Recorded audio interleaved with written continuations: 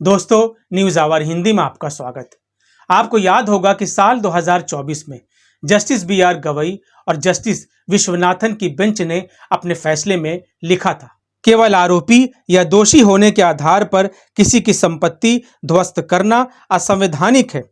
घरों को गिराने की कार्रवाई बिना कानूनी प्रक्रिया के नहीं कर सकते और अगर ऐसा होता है तो इसके लिए संबंधित अधिकारी जिम्मेदार होगा।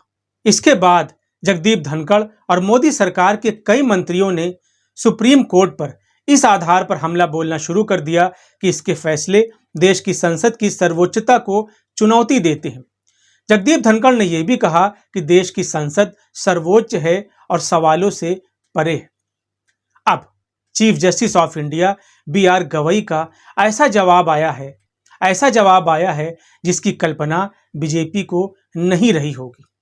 Justice B R. गवई ने साफ साफ कह दिया कि लोकतंत्र की तीनों अंग न्यायपालिका, कार्यपालिका और विधायिका तीनों संविधान के अधीन काम करते हैं और इनमें से कोई ये नहीं कह सकता कि वो सर्वोच्च है।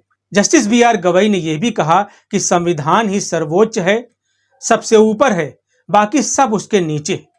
कुछ लोगों को लगता है कि देश की संसद सर्वोच्च और सवालों से परे है, लेकिन मैं कहता हूं कि संविधान सर्वोच्च है और सबसे ऊपर है।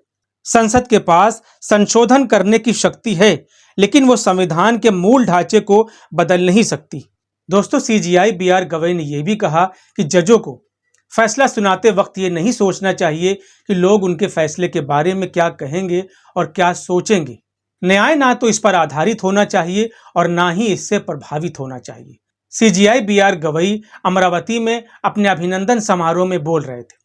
दोस्तों, बी.आर. गवई ने जिस तरह से संविधान की परिभाषा समझाई है, इससे मोदी सरकार और उनके मंत्रियों को अब समझ आ गया होगा कि संविधान ही सर्वोच्च है और सर्वोपरि है। और इससे भी ज्यादा अहम बात यह है कि देश संविधान से ही चलेगा। दोस्तों, आपकी जो भी राय है हमें कमेंट बॉक्स में जरूर लिखें। फिलहाल आज के लिए इतना ही। वीडियो पसंद आया हो तो इसे लाइक और शेयर जरूर करें। चैनल को भी सब्सक्राइब करें। धन्यवाद।